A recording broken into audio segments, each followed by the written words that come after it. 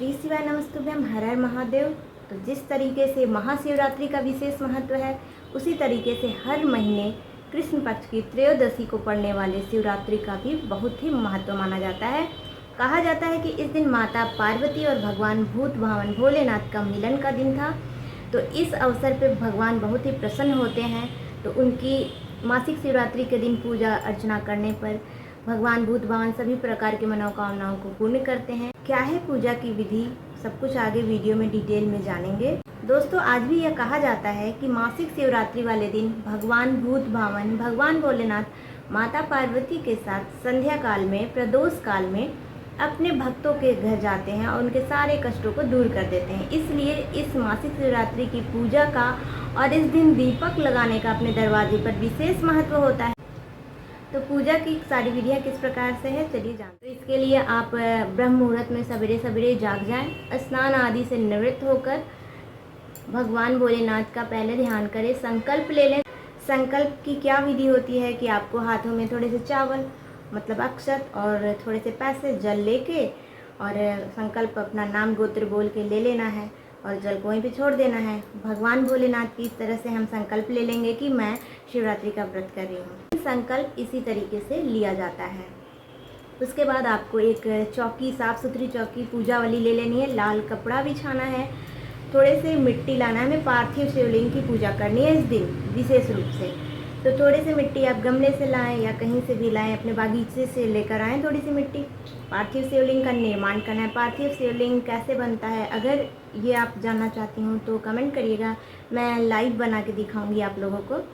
तो पार्थिव शिवलिंग को बनाना है और पूजा अर्चना जैसे हम शिवलिंग भगवान की करते हैं, पंचामृत से उनकी पूजा करें, चंदन आदि से अभिषेक करें, श्रृंगार करें और इस तरीके से उनकी पूजा करनी है, आरती करनी है। जो भी फल मिष्ठान आपको चढ़ाने हैं चढ़ाएं, बेलपत्र तो ज़रूर चढ़ाना है, धतूरा भांग आदि जो जो शिव भगवान को पसंद है वो सारी सामग्री आपने चढ़ा दी, पूजा कर लिया। और देखिए, पार्थिव शिवलिंग बनाने के बाद आपको शिवलिंग को उसी तरीके से नहीं छोड़ना है, अकेले तो बिल्कुल भी नहीं। आप आधे घंटे के भीतर उस शिवलिंग का विसर्जन कर दें, नहीं तो बहुत बड़ा हमें पाप लगता है, दोष लगता है।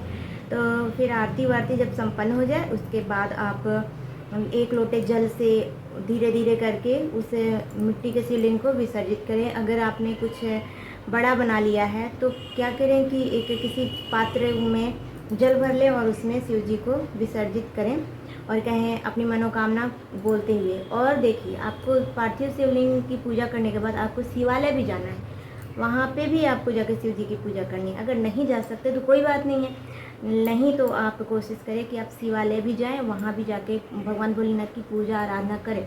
ये तो हो गई सुबह के पूजा का नियम। अब संध्या का नियम मैं बताती हूँ। संध्या काल में भी आपको शिवालय जाना है। घर पे जो आपके घर में जो होंगे शिव जी की प्रतिमा होगी, शिवलिंग होंगे, वहाँ भी आपको धूप दीप दिखाना है और मंदिर जाना है। फिर आपको वहाँ पे दीपक लेके जाना है अपने साथ में। अगर आपकी कोई विशेष मनोकामना है तो लंबी बाती का दीपक आप लेके जाएं, और वरना आप ऐसे ही शिव जी की पूजा और भक्ति करती हैं तो आप गोल बाती का भी दीपक ले जा सकती हैं। तो मंदिर ले जाएं, दीपक वहाँ मंदिर पे लगाएं, चौखट पे शिव जी के। फिर एक दीपक बेलपत्री के पेड़ के नीचे लगाएं और एक दीपक को लौटते समय अपने घर के मुख्य दरवाजे पे लगाना है। और बत्ती का मुँह जो होगा, बत्ती का मुँह आपके घर के अंदर की ओर होना चाहिए। इससे यह होता है कि आप वहाँ दीपक लगा के आए शिवालय में तो आपके साथ साथ शिव जी आते हैं और उसी दीपक से जानते हैं कि यह आपका घर है, और आप अपना एड्रेस उन्हें बताने के लिए दीपक अपने दरवाजे पे भी रखती हैं। तो इस तरीके से फिर आपका पूजा जो शाम वाला है वो हो गया। और व्रत आप तो की ही होंगी, तो व्रत में शिव जी के व्रत में नमक नहीं खाते हैं, ये तो सबको पता है। फलाहार में करना है। अगर किसी की दवा ववा चल रही है तो शाम को एक टाइम भोजन भी कर सकते हैं। भोजन में आप नमक ना लें, जैसे दूध और रोटी, दही, पराठा, इस तरीके से कुछ भी आप भोजन करें। दोस्तों, ये है नियम मासिक शिवरात्रि के व्रत की पूजा की। अगर आपको वीडियो अच्छी लगी हो तो वीडियो को लाइक करिएगा, चैनल पर नए हैं तो सब्सक्राइब करिएगा।